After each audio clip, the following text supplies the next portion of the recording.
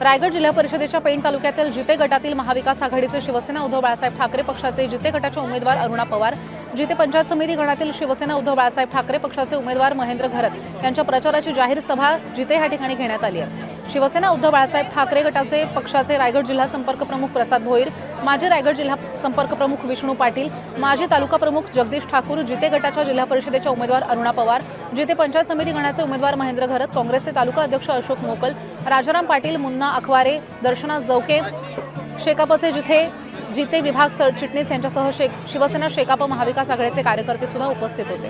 स्थानिक गटातील लोकांनी नेतृत्व केलं पाहिजे असं इथल्या जनतेची अपेक्षा असते आणि असं शिवसेना उद्धव बाळासाहेब ठाकरे पक्षाचे रायगड जिल्हा संपर्क प्रमुख प्रसाद भोईर यांनी सांगितलं।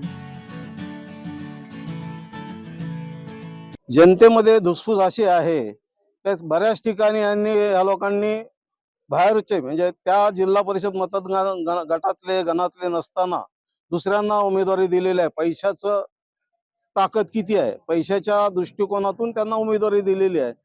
मतदार याचा बंदोबस्त करतील असं मला वाटतं।